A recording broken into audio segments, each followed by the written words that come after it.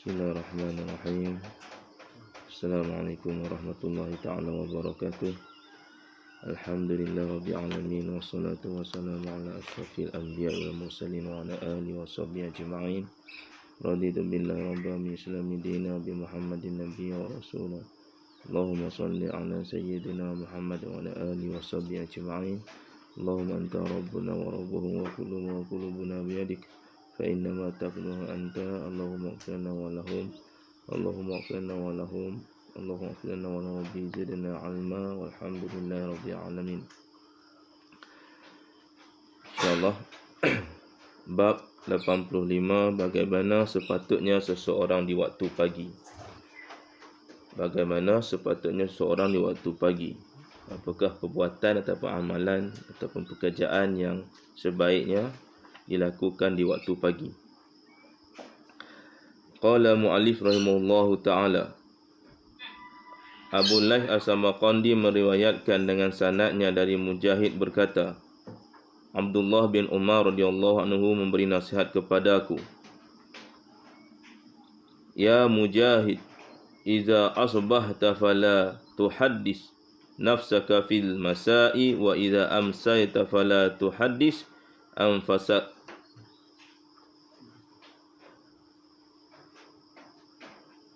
Nafsaka bisabahi wa khudh min hayatika qabla mautika wa min sihhatika qabla saqamika fa innaka la tadri masmuka ghadda.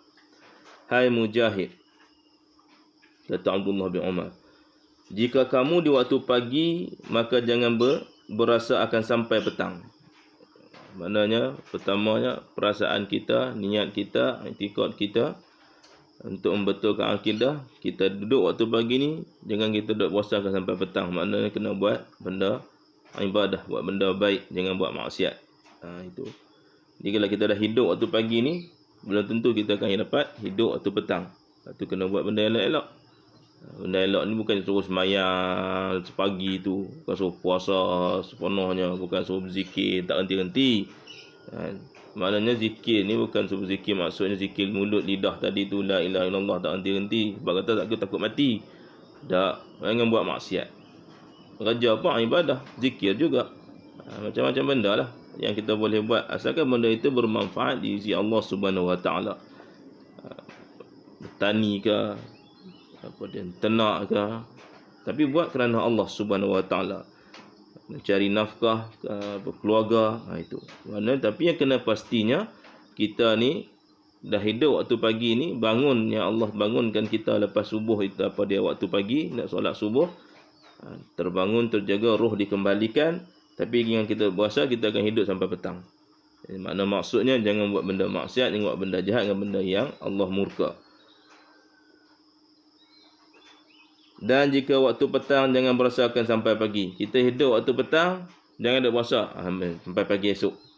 Kita tak tahu juga kejap lagi mati ke, atau malam nanti dia mati ke, waktu tidur dia mati ke. Maknanya senang kata, semuanya itu perlu kepada ingat kepada Allah Subhanahu Wa Taala, dan pergunakan kesempatan hidup sebelum mati. Jadi waktu yang nyawa Allah Taala bagi itu guna sebaik mungkin untuk beribadah, untuk menjadi ketaatan kepada Allah Subhanahu Wa Taala, melakukan kebaikan, meninggalkan segala larangan Allah, dan sihat sebelum sakit.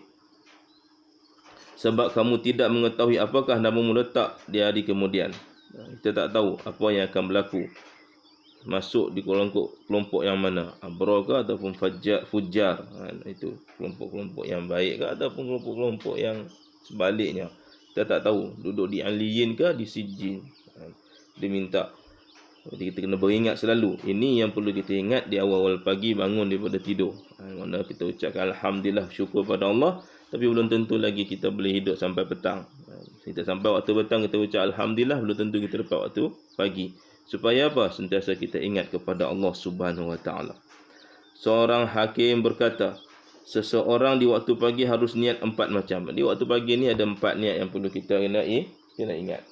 Kena selalu kita duk ingat, selalu duk berniat dalam hati kita. Seorang hakim ni orang yang cerdik, pandai. Yang pertama, kita kena niat waktu pagi bangun daripada tidur itu adalah nak tunaikan segala kewajipan Allah dengan sebaik mungkin. Nak sempurna payah. Bukan kita punya tahap nak buat laku kesempurnaan ibadah, tapi kena buat sebaik mungkin hingga mencapai kesempurnaan. Mencapai kesempurnaan ni bagaimana kita nak tahu? Tak ada. Kita tak boleh nak tahu, hanya Allah saja yang tahu. Hanya Allah saja yang tahu. Kadang-kadang kita tengok dia buat sikit saja, tapi sempurna di sisi Allah Subhanahu Wa Taala. Kadang-kadang tengok dia buat banyak, subhanallah, tapi tidak sempurna di sisi Allah. Ini hak milik Allah. Apa yang penting, bangun pagi itu, kita bangun saja, tidur, kita terjaga, sebut Allah, lepas tu terus niat. Hari ini aku nak tunaikan apa yang Allah tuntut kepada aku sebaik mungkin. Menunaikan segala kewajipan pada hari itu sebaik mungkin. Kita buatlah apa tuntutan. Yang wajibnya seperti solat. Yang wajibnya apa lagi? Kalau puasa tapi kita dah habis. Yang wajibnya apa lagi? Kalau ada zakat hari itu, kita kena bayar zakat. Atau ada nazar ke, kita lesaikan nazar. Kita nafkah anak, keluarga, bini apa semua kena tunaikan. Kewajipan hari itu yang perlu kita laksanakan sebaik mungkin lah, dengan izin Allah Subhanahu Wa Taala. Jadi Allah akan tahu. Dan kita berniat nak buat benda yang baik. Yang kedua, kita kena ingat, kita kena niat bangun daripada tidur itu meninggalkan larangan Allah. Aku nak tinggalkan larangan Allah. Apa saja yang Allah larang, aku tinggal. Benda-benda yang jelas seperti minum arak, berjudi, zina, mengumpat, fitnah, tengok benda yang haram, itu kita tinggalkan. Nak buat benda yang baik. Benda yang Allah Ta'ala larang, semua tinggalkan. Sehabis mungkin kita cuba tinggalkan. Yang cuba lagi dah kena usaha sungguh-sungguh. Kita tinggalkan larangan Allah. Ini kita kena jelas. Jangan lakukan. Itu niatlah hati, tinggalkan semua benda. Yang ketiga, menyesal dengan orang yang ia ada hubungan dagang dan sebagainya. Menyelesaikan. Menyelesaikan apa? Clearkan. Apa saja hubungan dagang atau sebagainya. Mungkin ada urusan-urusan yang kita ada urusan hari itu. Kita berjanji ada temu janji ke, ada hutang ke, apa sajalah dengan orang. Ada nak pergi kenduri ke, selanja apa saja hubungan-hubungan yang dengan orang yang perlu kita selesaikan hari itu, kita berniat akan selesaikan dengan baik. Kalau ada kenduri, kita pergi kenduri. 10-10 pergi.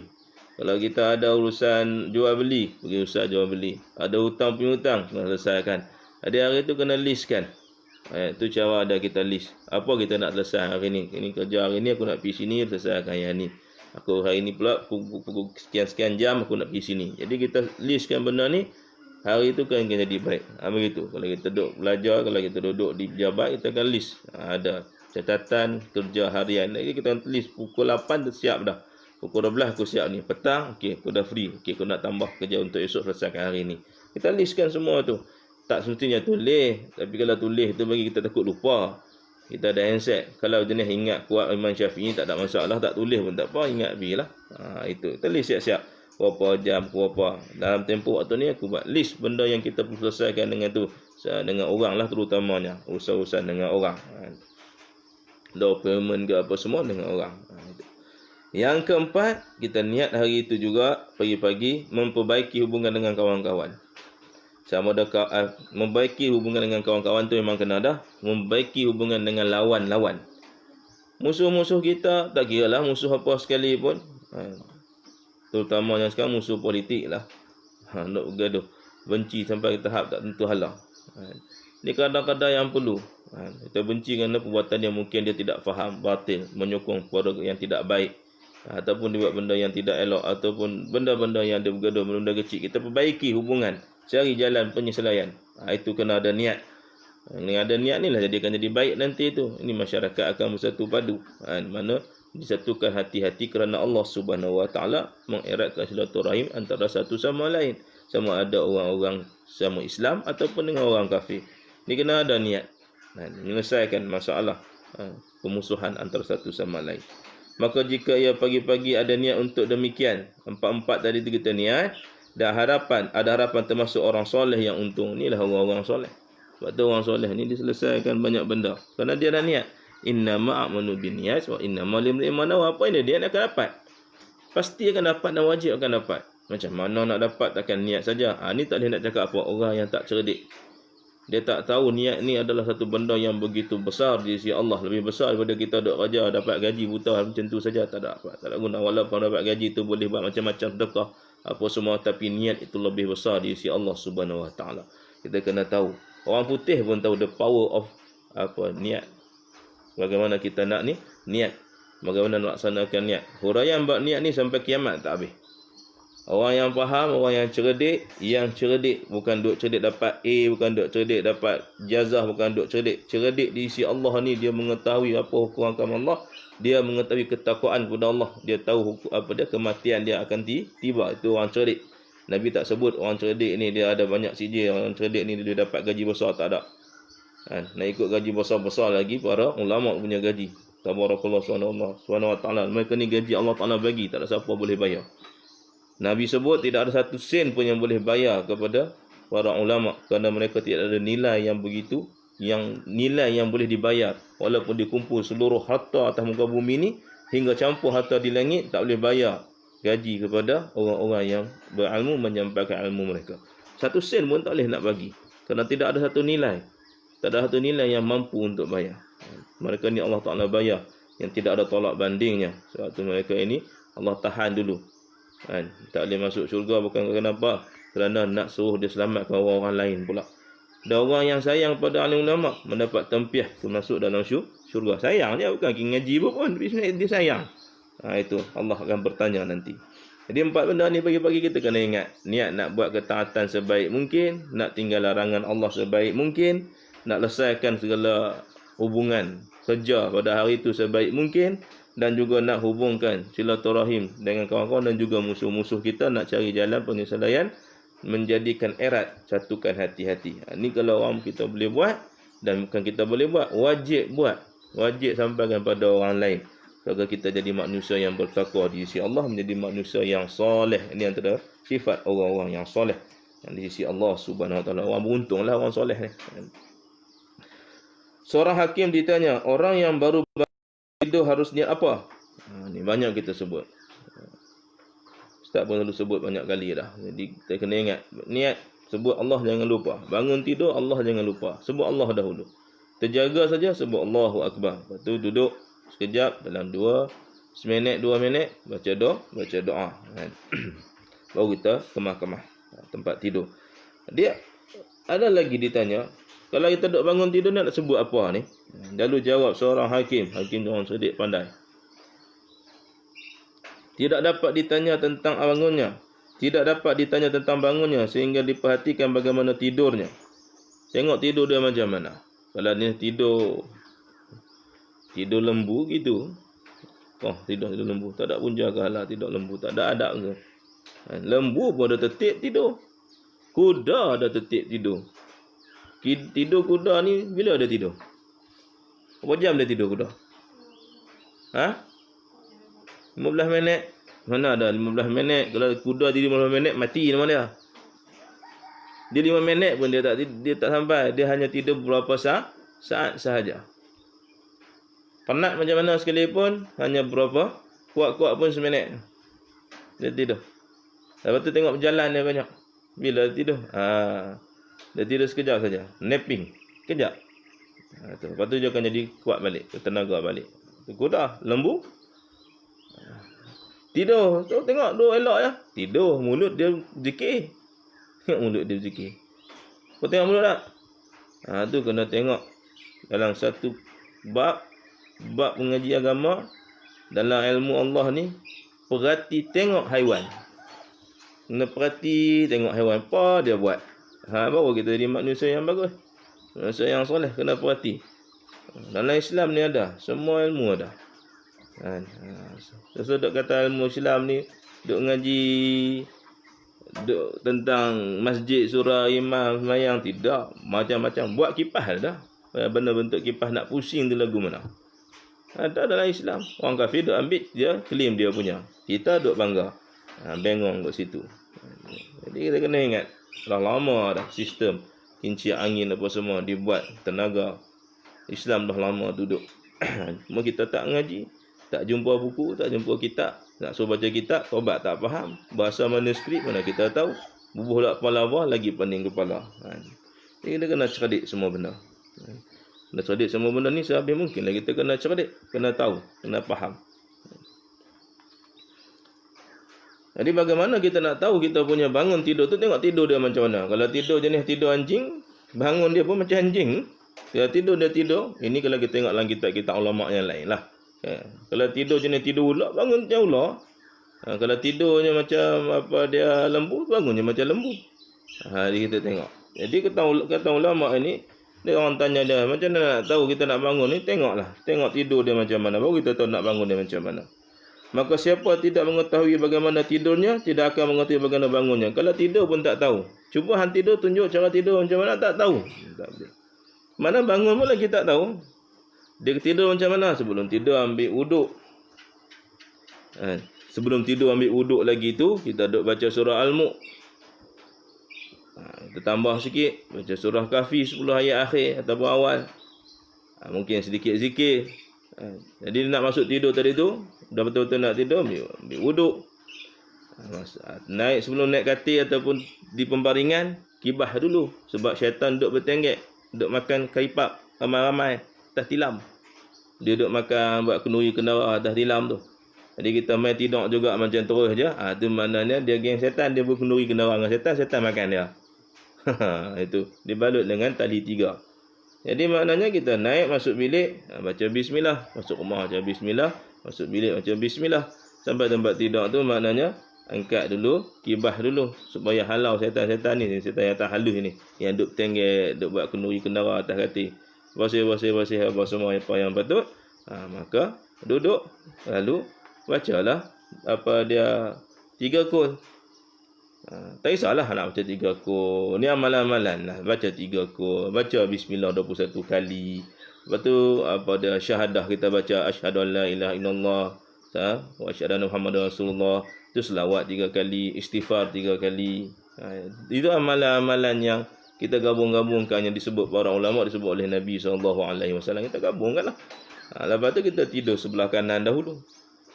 Nak tidur belah kanan, lambung kanan. Sebaiknya menghadap kiblat. Tak boleh, tak apalah, menghadap kaki tu arah kiblat. Mana yang boleh lah. Lambung belah kanan. Sampai bila? Sampai habis pagi ke? Tak. Lambung kanan tu ambil sunnah lah. Rasa berlengah, pusing lah belah kiri. Ni sampai lengah tak pusing. Sebab Allah suruh kita bergerak. Buktinya, Ashabul Kahfi Allah gerak-gerakkan. Kejap kanan, kejap kiri, kejap tepi, kejap atas. Ada gerak, musing kanan, musing ini, tengah apa semua. Itu cara dia. Kalau keras gitu, mati nama dia. Kita jangan salah faham, boleh bergerak. Itu mana kita boleh selesa. Sebab kena bergerak tidak ni supaya keadaan darah berjalan dengan baik, jantung gerak dengan baik, apa dia sel-sel tubuh badan kita boleh bergerak. Sel tubuh badan kita ni ada waktu tidur dia bekerja. Waktu kita jaga dia tidur. Bila roh tak ada dalam badan dia kerja. Dia buat kerja. Macam mana dia kerja? Antaranya membetulkan luka-luka dalam tubuh badan kita. Yang kita duk makan ada garam-garam lebih, garam pula kita masak dulu jadi apa dia klorok. Ya, sebab dalam garam ada apa? Ada 2 jenis, sodium dan klorok tadi itu. Jadi kalau kita terus masuk awal-awal dalam barang panas tu, apa dia sodium tu akan hancur. Jadi tinggal klorok saja. Bila klorok, mana kita makan klorok. Masuk dalam badan klorok ni dia tajam, dia melukakan urat. Venang arteri dengan luka nanti. Bila luka ni makna siapa yang akan pulihkan? Sel badan yang dia jaga waktu malam. Dia pergi betulkan, dia tampal, ada kerja-kerja sel tubuh badan. Itu kita bangun tu lagi esok tu dengar kadang-kadang luka kita dah kering, kerana dia buat kerja dah. Ni ciptaan Maha Suci Allah SWT dalam segi sains. Jadi betul tidur nak tengok keadaan nak tidur. Jadi dia bangun. Tidurnya betul bangun, alhamdulillah, baru kita tahu.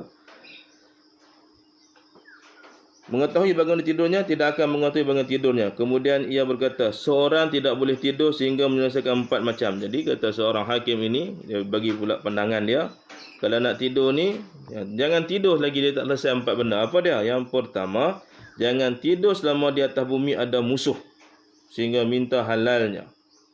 Itu. Sebab kemungkinan ia mati sehingga dituntut Tuhan.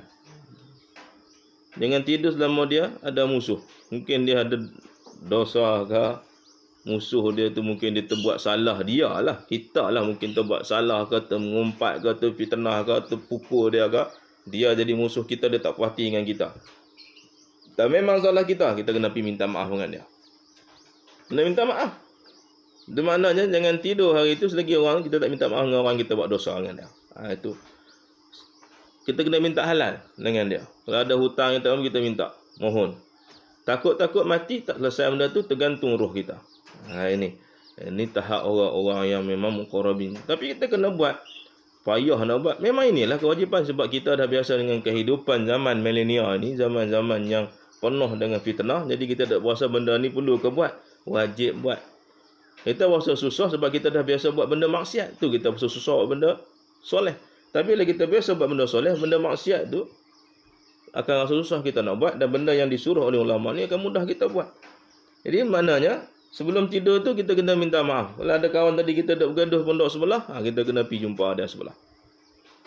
Kalau dalam pondok duk bergaduh, hak ni tumbuk orang ni, hak ni sekeh kepala orang tu, minta maaf dulu.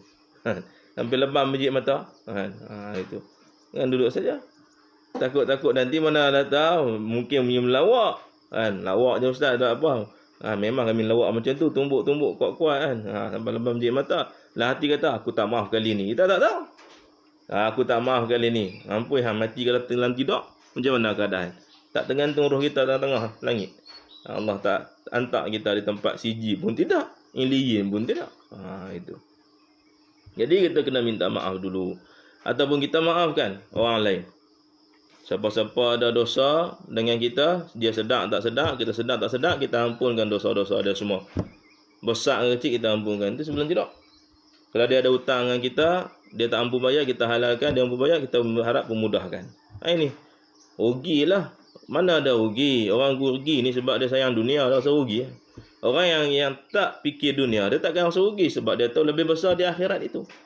Jadi tak perlu kita rasa rugi. Buat kerana Allah Ta'ala. Jadi kita minta maaf. Yang kedua, jangan tidur jika masih belum menyelesaikan kewajipan terhadap Allah. Jangan duduk tidur selagi tak selesai kewajipan. Apa kewajipan? Solatnya ke? Ada benda-benda lah yang tak selesai. Yang kita tak selesai. Contohnya lagi, zakat fitrah. Patutnya zakat fitrah dia kena selesaikan lah. Tapi, raya dah. Mungkin dia terlupa makan kari pelikan banyak sangat. Kan pilih. Malam raya kedua tu baru ingat, aku tak bayar lagi zakat fitrah. Dia kena pi cari orang untuk bayar zakat fitrah yang layak terima fakir miskin tadi tu. Kena pi cari lala tu juga. Di Nabi sebut. Jadi dia kena selesaikan segala hukum Allah, selesaikan. Jangan kita duduk tangguh-tangguh. Benda yang wajib lah. Yang sunat-sunat tu tak apa lagi. Yang wajib kita kena selesaikan. Kewajipan kepada Allah kita kena selesaikan. Ada tu solat, zuhur. Tak semayang tadi saja malah. Kena qada, selesaikan. Kena buat semua benda itu. Ada nazar nak bayar sedekah, kena selesaikan. Pergi bayar, tabung mana-mana yang patut. Itu mana selesaikan. Yang kedua. Yang ketiga, jangan tidur selama masih berasa berdosa dan belum taubat daripadanya. Lepas tu kita kena istighfar.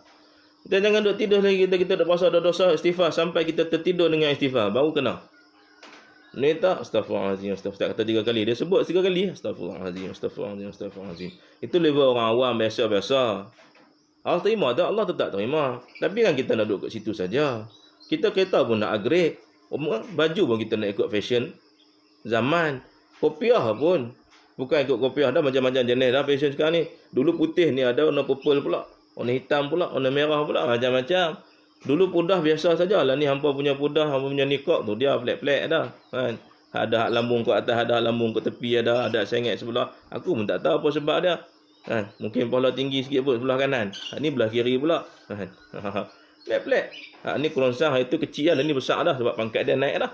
Kan? Itu. Masing-masing. Ketika orang selipar kasut lagi tu. Kan?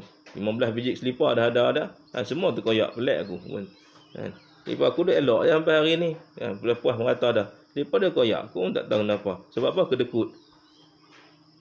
Nak beli yang RM10, pun salah yang beli RM100. Tahan lama. Dia sayang. Lah sama aja. Tak fikir sama tak sama. Kegunaan kita itu bagaimana. Dia kena fikir semua. Jadi maknanya, jangan tidur selagi kita ada dosa.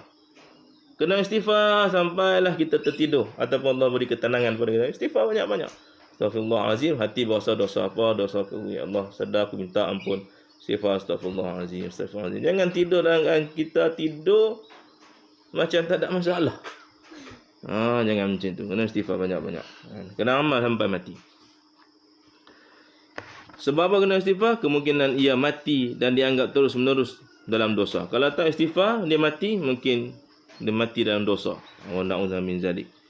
Yang keempat, jangan tidur sehingga menulis wasiat yang tepat. Ini kita kena tulis wasiat. Doa. Apa wasiatnya? Antaranya hutang penghutang.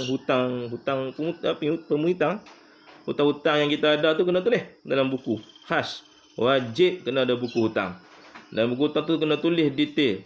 Nanti kita mati, cakap dengan anak bini, ni buku hutang. Tolong tengok. Sekali buka banyak ke sikit, tak apa. Rasakan ada tulis. Berapa hutang? Ni hutang sekian. Okey. Jadi keluarga dia kena selesaikan. Selesai macam mana? Jual rumah dulu, selesaikan hutang. Jual kereta dulu, selesaikan hutang. Guna harta dia dulu. Jangan duk fikir kata rumah ni aku punya. Tak. Lagi mana harta tu ayah dia punya ke, mak dia punya ke, mak ayah dia mati. Hutang dulu kena selesai. Kalau rumah tu hutangnya ada 300,000, jual rumah tu 400,000, jual rumah dulu. Kita tak sayang harta. Dia tak fikir yang mak dia nanti akan tergantung, ayah dia nanti akan disusah. Sebab tu kena ada wasiat. Wajib tulis wasiat. Jangan buah handset. Buah handset ni boleh rosak, boleh hilang. Kan? Ataupun kita buat dalam cloud pun tak. Dalam cloud tu boleh tahan cerita lagi.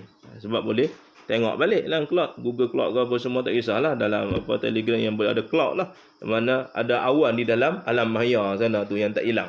Yang hujan tak turun-turun tu. Jadi maknanya kita kena tulis wasiat. Kukusan wasiat kena apa semua.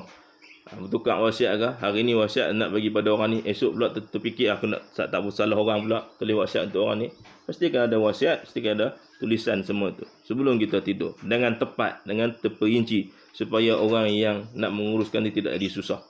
Sebab mungkin ia mati tanpa mendengarkan wasiat, takut mati tak ada wasiat, susah. Wasiat tak boleh pula bagi pada orang-orang ahli keluarga yang dia kena tanggung. Wasiat ni kepada orang yang tidak dia tanggung, seperti anak angkat, anak susuan. Itu boleh bagi wasiat, tak lebih daripada 1/3 harta dia. Kalau lebih daripada 1/3, dia tak, hanya 1/3 saja harta dia boleh ambil. Itu wasiat. Jadi kalau bagi waktu hidup tak ada masalah. Waktu hidup dia nak bagi, terpulang pada dia tu harta dia. Tapi mati, wasiatnya itu tak lebih daripada 1/3. Ini kena tahu, kena faham. Manusia pada waktu pagi ada 3 macam. Jenis 3 perangai manusia ni waktu pagi dia. Sebahagian mencari harta. Memang kerja dia bangun pagi fikir harta. Nak jumpa bisnes tu, nak simpan dalam bank berapa banyak. Nak kira dia tu masuk dalam senarai paling kaya sekali dalam kampung dia. Itu. Dia kira cari harta saja. Dan sebahagian dia mencari dosa. Ada orang dia kerja cari dosa saja. Dan sebahagian mencari jalan bertemu dengan Allah Subhanahu Wa Taala. Ada dok cari harta, ada dok cari dosa, ada dok cari, itu jenis 3 macam.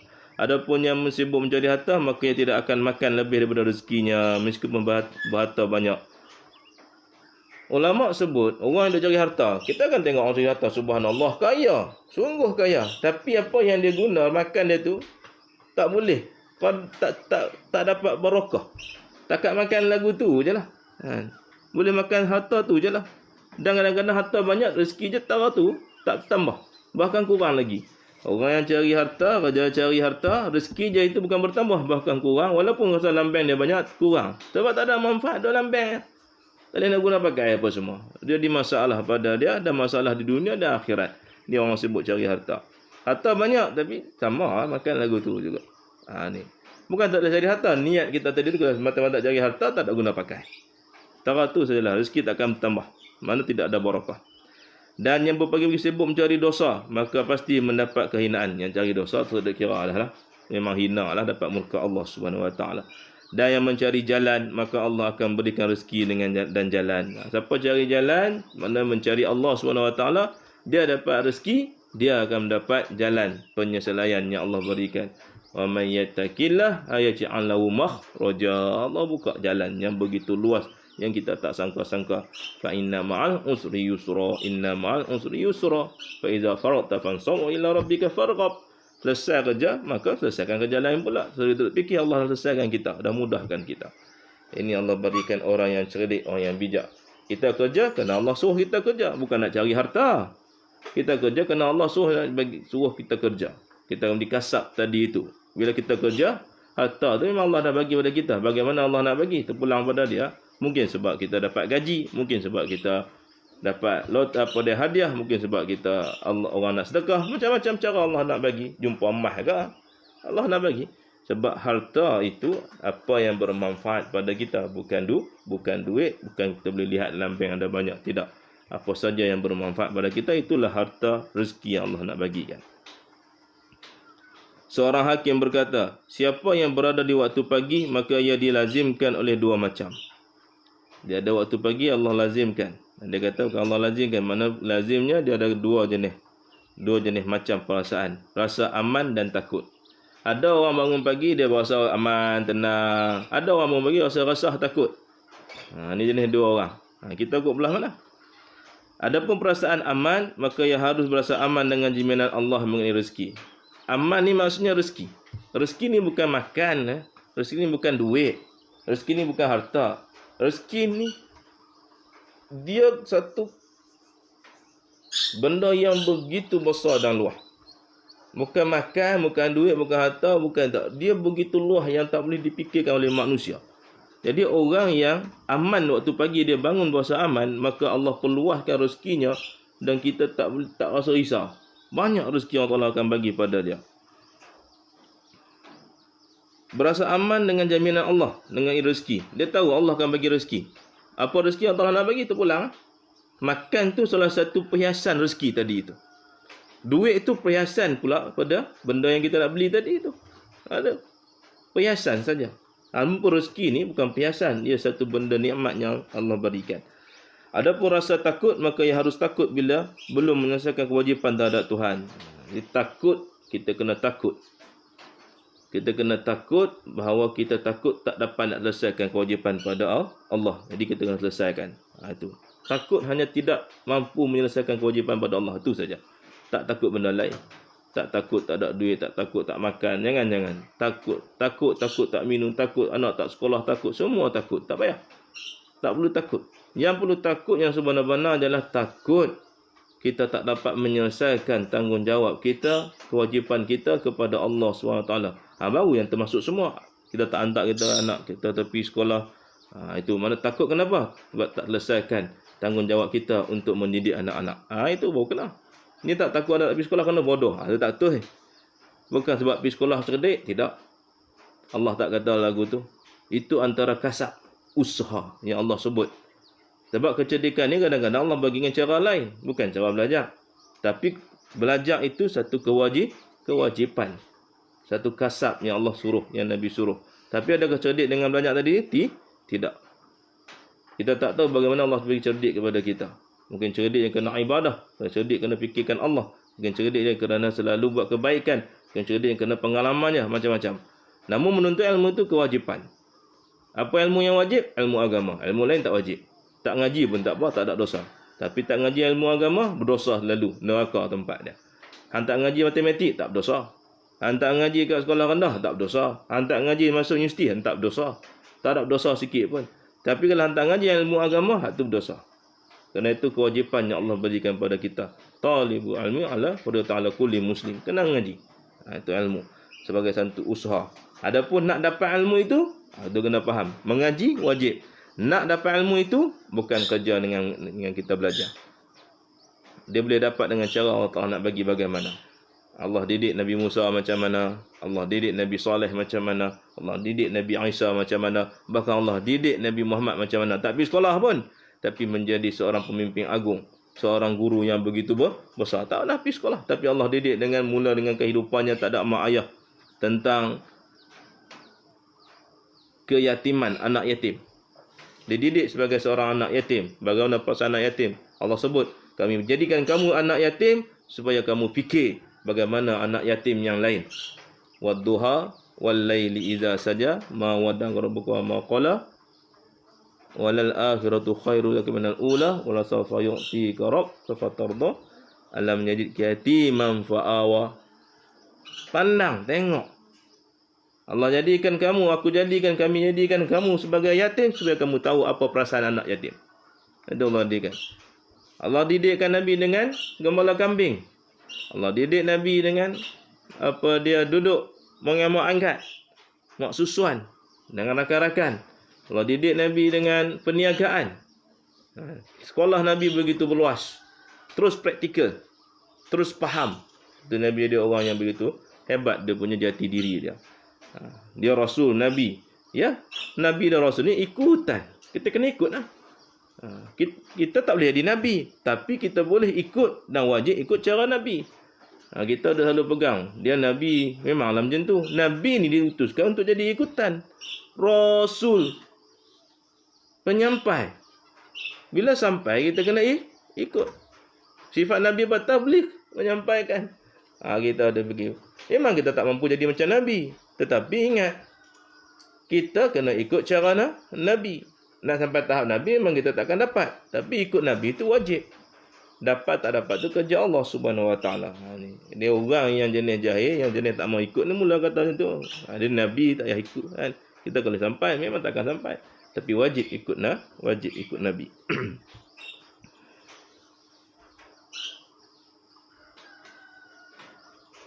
Maka bila yang punya dua perasaan ini kita berasa aman dengan segala rezeki Allah nak bagi kepada kita, dan rasa takut di atas tak terlaksana tanggungjawab kita kepada Allah. Mana takut ni takwa kepada Allah.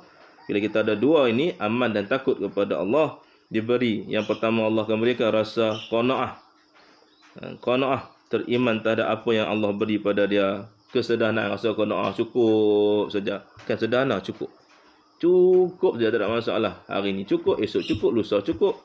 Baju cukup, pakaian cukup, apa dia minum cukup, kawan-kawan semua qanaah. Cukup lengkap. Dapat merasakan manisnya taat kepada Allah. Halawatu iman akan berasa. Dapat rasa halawatu iman. Sufyanus Tsauri dari ayahnya dari Sa'id al-Masruq berkata, Arabi bin Qaisam atau Qusaim, jika ditanya bagaimana keadaanmu di waktu pagi, jawabnya, kami pagi ini lemah dan berdosa, makan rezeki dan menunggu ajal kami. Maka Malik bin Dinar ketika ditanya bagaimana keadaanmu di waktu pagi, jawabnya, bagaimana keadaan seorang yang harus pindah dari tempat yang lain padahal dia tidak mengetahui apakah ke syurga ke neraka. Ini kata-kata ulama. Mereka ini kata-katanya itu kita payah nak faham, tapi hikmahnya begitu besar. Bangun pagi kita tak tahu nak pergi mana, macam pindah. Duduk rumah sama tak berpindah keadaan kita. Semalam mungkin amal kita soleh, hari ni pindah amal kita kok belah mana. Takut-takut terbalik ataupun kekal. Jadi kita minta kekal lah. Jalan nak pergi syurga ke, jalan nak pergi neraka. Itu dua benda yang kita kena sentiasa kena ingat. Nabi Isa bin Maryam alaihissalam ketika ditanya bagaimana keadaanmu di waktu pagi, hai ya Rasulullah, jawab Nabi Isa alaihissalam, asbahtu la amliku ma arju wa la astati'u daf'a ma akhafu wa asbahtu murtahanan bi amali wal khairu kulluhu fil yadi ghairi wa la faqir afqaru minni. Saya di waktu pagi ini tidak memiliki apa yang aku harap dan tidak dapat menolak apa yang aku takutkan, dan aku bergantung kepada amalku sedang kebaikan bukan di tanganku, dan tidak akan miskin yang lebih miskin daripadaku. Jadi maknanya Nabi Isa ni serah tu kepada Allah Subhanahu Wa Taala, serah dirinya kepada Allah Subhanahu Wa Taala. Sebab apa yang kita miliki ni kita tak tahu apa yang kita akan miliki. Benda yang kita nak tolak pun kita tak tahu. Kita nak nolak benda tu tapi kita tak tahu boleh tak kita tolak satu-satu benda. Nak tolak benda yang akan datang, bala apa semua kita tak boleh nak tolak. Semuanya milik Allah Subhanahu Wa Taala. Amir bin Qais ketika ditanya bagaimana keadaanmu di waktu pagi ini, jawabnya, saya pagi ini telah banyak berdosa dan juga Allah telah melimpahkan nikmatnya padaku. Apa kamu pagi ni macam mana? Dia kata apa? Ya Allah, fikir dosa hina aku ni terlampau banyak, tapi Allah masih bagi nikmat. Dia kita kena fikir. Dosa kita tak sudut kira lah. Banyak. Jangan duk puasa tak ada dosa. Orang tu fikir tak ada dosa ni, di tongkat langit, tempat dia neraka. Kita bangun pagi, ya Allah, banyak dosa yang kita tak selesai lagi dengan Allah, nak minta ampun dengan Allah. Itu. Tapi Allah masih lagi bagi nikmat pada kita. Ini nak bagi tahu. Kita bersyukur dan mohon ampun kepada Allah Subhanahu Wa Taala. Kerana itu saya tidak mengerti ibadahku ini apakah akan menebus dosa atau mensyukuri nikmat-nikmat Allah. Dengan baik aku pun tak faham. Aku buat ibadah ni sebab nikmat Allah ke aku nak buat ibadah ni ataupun sebab takut kepada dosa-dosa yang telah aku buat. Nah, itu orang yang muqarrabin dengan Allah Subhanahu wa taala. Kita tak tahu. Jadi kita kena sentiasa beribadah mohon ampun kepada Allah. Akhirnya Muhammad bin Sirin bertanya kepada seseorang, bagaimana keadaanmu? Jawab orang itu, bagaimana keadaan yang punya hutang 500 dirham sedang ia menanggung keluarga. Orang duk tanya, Muhammad bin Sirin duk tanya. Ini yang tulis apa? Kitab tu habis mimpi. Dia kata pada kawan dia, macam mana pagi ni? Agak-agak macam mana aku? Aku ni dah hutang 500 dirham, lepas tu nak tanggung keluarga lagi. Macam mana agak-agak? Macam kita, payah aku ni berhutang banyak. Ni nak tanggung keluarga ni. Fikir macam mana? Susah hatilah. Maka segera Muhammad bin Sirin masuk rumahnya dan mengambil wang 1000 dirham. Dia tengok, dia kata, tengok kawan dia susah hati, dia masuk rumah, dia bagi 1000 dirham kepada kawan dia tadi. Lalu diserahkan kepada sambil berkata, ini untuk bayar hutangmu dan 500 untuk belanja keluargamu. Bagi lebih. 500 ni untuk kamu punya bayar hutang selesai, 500 ni untuk keluarga. Dan sudah itu Ibn Sirin tidak berani lagi bertanya pada orang yang bagaimana keadaanmu. Lepas tu dia tak tanya dah. Kita bukan ni kan tak sibuk tanya hal orang sangat. Melainkan keperluan. Khawatir jika diberitahu maka berasa kewajipan harus menolong kepadanya. Itu kita tahu, wajib tahu. Kalau kita duk tanya orang bagaimana keadaan, dia susah, kita tak mampu. Ini Sirin ni Sirin. Dia berasa kalau tanya lagi nanti, orang tu susah, dia tak mampu nak tolong. Dia satu payah pula. Kita sama tak senang hati. Aduh, tak dapat tolong apa semua kan. Jadi dia pun tak berani tanya dah lepas tu. Mana dia nampak susah, dia akan bantu. Tapi tak berani tanya. Sekali tanya pun dalam lagu tu punya keadaan. Ibrahim bin Adham, waliullah berkata, siapa yang ada di waktu pagi, maka harus mensyukuri 4 macam dengan membaca. Kita kena baca apa waktu pagi ni?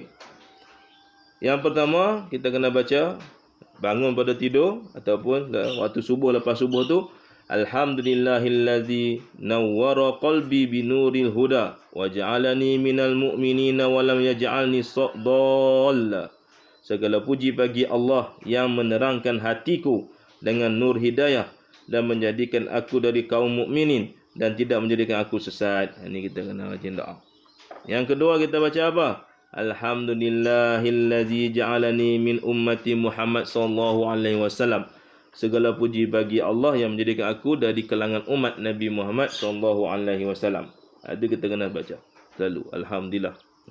Yang ketiga kena baca apa lagi? Syukur. Alhamdulillahillazi lam yaj'al rizqi bi yadi ghairi. Segala puji bagi Allah yang tidak menjadikan rezekiku di tangan orang lain. Makna rezeki itu semua di tangan Allah Subhanahu wa taala, dalam kuasa Allah, bukan di tangan makhluk yang lain. Dan Allah jadikan kekuatan pada kita untuk membuat cari rezeki ataupun melakukan ketaatan kepada Allah. Yang keempat kita kena bersyukur, baca alhamdulillahillazi satara alayya uyubi. Segala puji bagi Allah yang menutup segala keaiban kita. Ini baca 4 ni selalu. InsyaAllah Allah berikan kebaikan pada kita dan di waktu pagi sampailah ke waktu petang. Wallahu a'lam. Yang baik itu daripada Allah SWT. Apa soalan ni?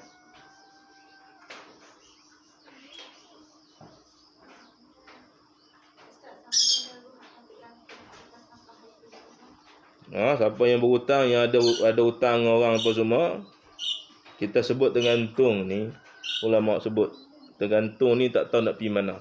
Dia orang yang soleh, tapi dia ada dosa orang ataupun dia ada hutang orang. Jadi tergantung sampai selesai hutang tu, macam mana selesai hutang tu. Ulama kata pergi cari orang tu. Pergi cari kat mana pada masyarakat nanti. Kalau jumpa dihalalkan, insya-Allah. Kalau sebaliknya wallahu alam. Sebab tu kita nak jadi manusia yang maafkan orang. Kita jangan duk berasa kita backing sangat, hebat sangat sampai aku tak memaafkan dia, aku tak kira. Tak.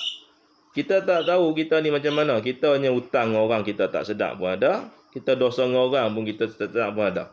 Bila akhir bulan, orang kita punya dosa dan hutang orang lebih banyak pada kita, orang daripada kita. Sebab tu kita sebelum tidur, ulama kata maafkan semua, halalkan hutang-hutang orang kalau dia tak mampu.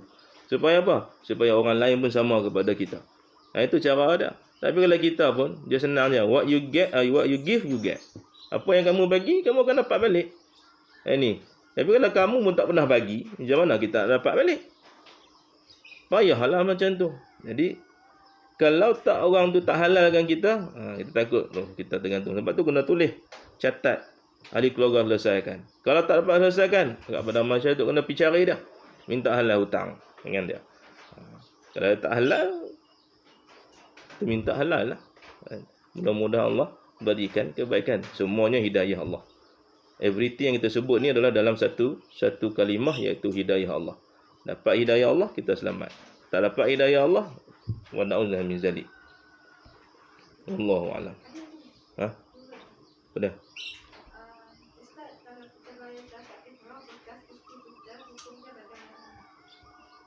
Bekas ni tengok juga. Kalau dalam iddah kena bayar lagi. Mesti tanggungjawab. Dia cerai waktu bulan puasa. Talak satu. Mana bila talak satu ada iddah lagi. Berapa kali suci? 3 kali suci keluar haid supaya bekas cok suami hilang 3 kali suci. Jadi dalam waktu iddah tu maknanya kalau masih dalam waktu iddah kita kena bayar lagi. Tanggungjawab suami lagi sebab iddah ni bukan dia cerai habis lagi. Dia masih lagi boleh rujuk, boleh duduk tu rumah, boleh tengok aurat apa semua, tak ada masalah. Dia dah cerai, tapi lah kita bagi tolak apa dia surah ni, panggil surah ni boleh rujuk balik.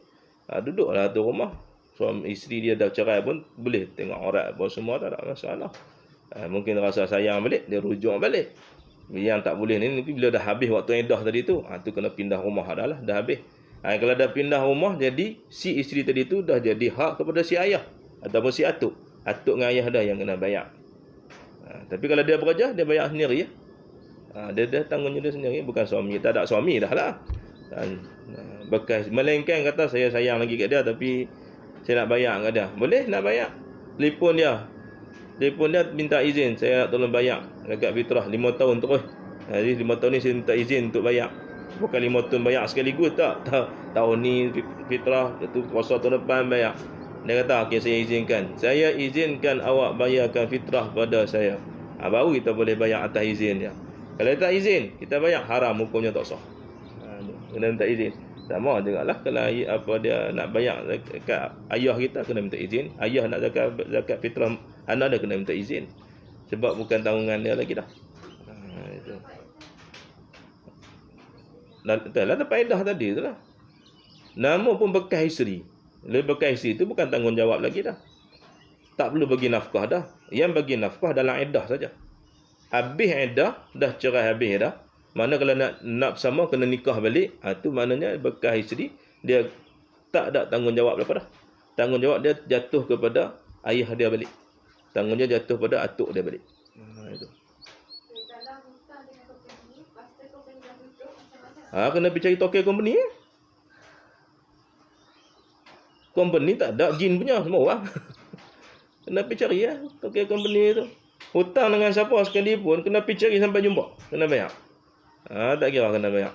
Dah cari ustaz. Cari sampai jumpa, masuk WhatsApp. Dah masuk WhatsApp bersamamu, bersamaku, semua masuk dah. Tak jumpa. Jadi kita niat sedekah pada orang tu, niat atas nama dia. Contohnya kita hutang dengan company ni, dengan tuan kita. Nama dia apa dia? Fulan bin Fulan. Dia sedekah ni atas nama ni. Ya Allah, itu aku dah hutang dengan syarikat dia. Dia tuan milik ni, aku sedekah atas nama dia.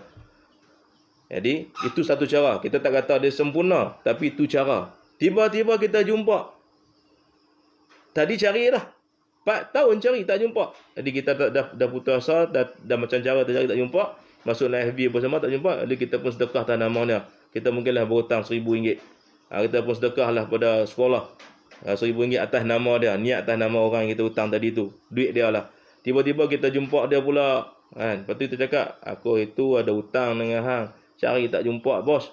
Tapi ni jumpa pula. Tapi aku dah RM1,000 tu sedekah pada sekolah dah. Atas nama hang. Dia kata apa? Aku tak mahu. Aku nak RM1,000 tu juga. Aku susah sekarang ni. Wajib kita kena bagi RM1,000 kat dia. Tadi alternatif saja. Dia kena cari sampai jumpa. Cari dulu sampai jumpa orang yang kita hutang tu. Tak jumpa, tu cara alternatif dia. Mana kita sedekahkan atas nama dia. Kepada orang yang layak terima sedekah tadi tu lah. Banyak.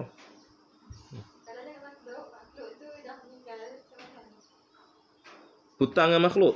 Hutang dengan makhluk kena percaya ahli keluarga dah. Bini dia ke anak dia kena pergi bagi. Kena pergi bagi. Hutang. Waris dah. Kena pergi bagi. Jadi hutang tu jadi faraid lah. Hatta ayah dia mati dah. Ayah dia dah mati dah. Jadi katalah hutang 10,000. Mati dah. Anak dia ada, ini dia ada. Duit tu hak milik suami dia. Jadi bila milik suami, dia kira jadi faraid. Kena bagi. Jadi anak bini berserah pada ahli keluarga dia, pandai-pandai dia beda ikut faraid tadi tu. Ataupun dia nak apa dia hibah ke sama-sama dia ke, semua setuju, itu pulang. Tapi wajib bagi. Dia dah mati, bagi pada ahli keluarga dia. Pergi cari ahli keluarga dia.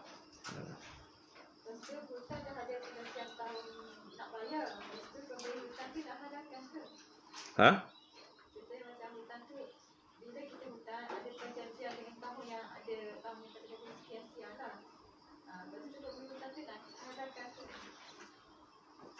Siapa yang hutang? Siapa yang berhutang? Tak faham.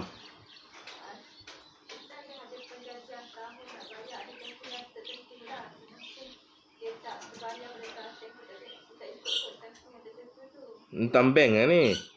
Bank kata 25 bulan kena bayar. Tapi dia tak bayar 25 bulan. Dia kena bayar juga. Lewat pun kena bayar. Apa sebut hutang je kita kena bayar. Bila kita tak tunaikan janji, kita janji 25, tapi kita tak bayar 25 tu, kita berdosa lah sebab janji kita tidak tunaikan janji. Tapi hutang tak ada kena bayar. Cuma hukum dia berdosa kat situ. Sebab kita berjanji 25, tapi kita tak bayar 25. Perjanjian begitu.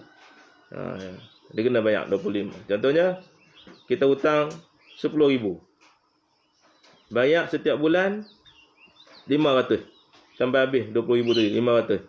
Setiap 25 hari bulan. Jadi, kita kena bayar 25 hari bulan, 500. Itu perjanjian kita. Itu ketika akad tadi, betul tak? Akad pemiutang. Ada akad. Itu muamalat tadi tu. Akad hutang. Ini kena bayar. Tapi, kita pergi janji. Kita kena bagi tahu. Minta maaf, aku lewat sikit boleh. Dia reda. Okey, tak berdosa. Tapi kita sengaja tak nak bayar. Itu berdosa. Ini kena ikut. Bayar tak kena bayar. Tapi yang lewat sebab mungkin janji itu, dosa sebab mungkin janji tadi itu.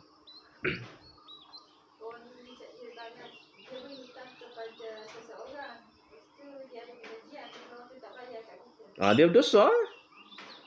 Boleh. Okey, saya bagi hutang pada orang. Kita sebagai pemiutang wajib diminta hutang dengan orang. Tak ada masalah. Islam benarkan. Kalau dia tak bayar hutang, boleh ambil jumlah-jumlah yang sepatutnya kita ambil. Lihat sangat ni. Tu. Tapi kena lapor pada kita ada penguat kuasa, minta pada pihak kuasa bantu. Takut jadi berlaku lain pula. Tapi orang yang bagi hutang, dia wajib pergi minta hutang dengan orang yang berhutang. Dia tak ada masalah. Sebab hutang ni satu muka surat Allah pernah sebut dalam Quran kan. Surah Baqarah dia. Surah Baqarah kan. Biar.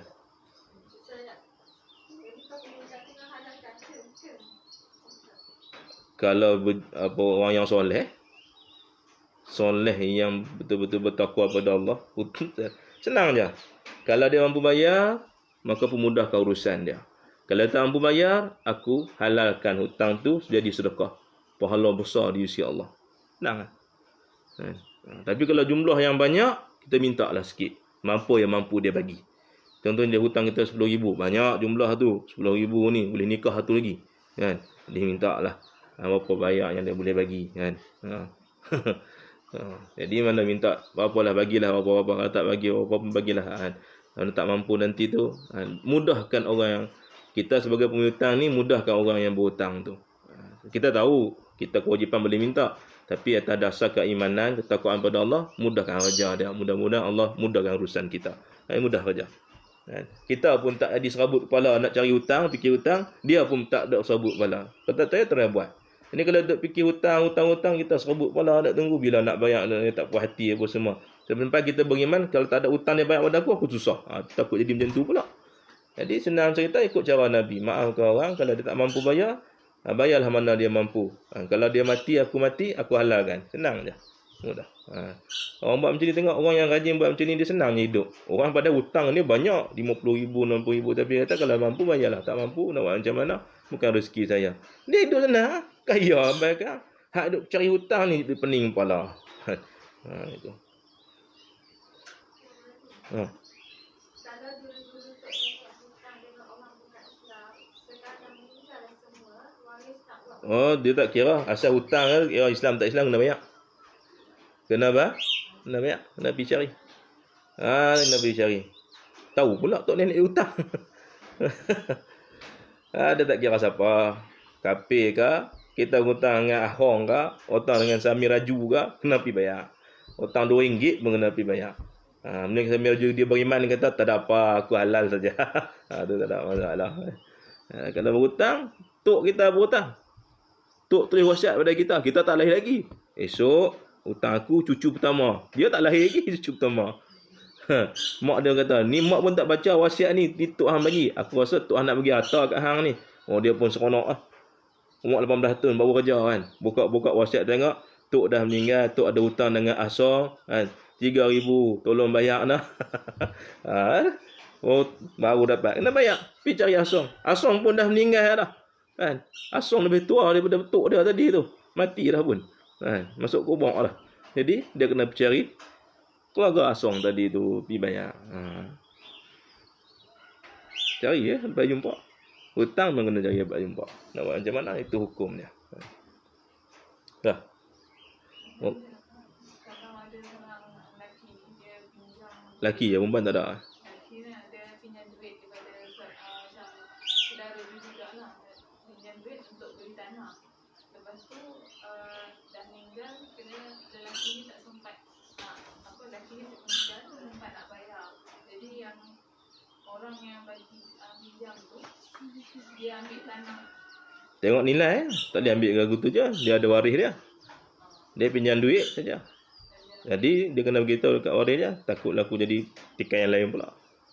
Tak boleh lagu tu. Memanglah hutang, tapi tanah tu tengok pula nanti. Tapi kalau nilai tanah tu dengan sama hutang tadi tu, kena bagi tahu. Ni ayah hang hutang aku dulu ni 40,000. Kan? Jadi nilai tanah ni pun agak dia 30,000. Tapi tak apalah. Aku ambil tanah ni langsung ambil 40,000. Hutang tak kena bayar. Dengan main dengan hutang. Hutang ni halang kita masuk syurga. Lebih bayar daripada tak bayar. Tapi kalau anak tak dididik dengan agama, kalau keluarga tak didik agama, hak tu yang jadi teruk. Sebab tu kita kena didik agama. Hak tu kata tak guna hang ngaji tinggi-tinggi, tapi kalau bab hutang ni hang tak selesai. Kaya macam mana sekalipun tapi ada hutang, mati dalam keadaan teruk tu. Selesai kan. Kena bagi tahulah tu tanah dia. Yang pak dia hutang tadi duit. Jadi dia kata tanah ni kalau hang bagi kat aku kira halal lah. Sebab nilai. Jangan pula harga tanah 200,000, hutang 40,000. Tak kena. Tu zalim pula. Dia kena perbincangan. Kita kena ada meeting syura tadi tu, pergi jumpa toleransi dengan baik. Lepas tu kita kena ada agama. Bila ilmu agama ada, semua bincang cara baik. Tapi tak ada ilmu agama, duk main secara akal fikiran, tak mau ikut agama, hak tu yang jadi gaduh balah habis tu, tak selesai masalah. Nak ke mana macam sekalipun, by hook or by crook, back to the religion Islam balik. Balik pada agama, dengan pergi benda lain. Ikut mana pun kena pergi pada agama. Kalau pergi pada benda lain, akan rosak. Pergilah tanya mana-mana sekali tempat pun. Agama yang Allah turun, the best. Tak ada dalam benda lain. Islamu ya'lu wa la yu'la alaih. Wallahu alam, yang baik daripada Allah, yang kurang lemah itu daripada diri sendiri dengan izin Allah. Assalamualaikum warahmatullahi taala wabarakatuh. Bismillahirrahmanirrahim. Allahumma jin ramal maghfirah wal barakah wa sama-sama ala majlis. Allahumma faqihna fi din wa lam bitamil bijana mutima salatina wa min zuriyatina rabbana wa taqabbal du'a. Walhamdulillahirabbil alamin. Allahumma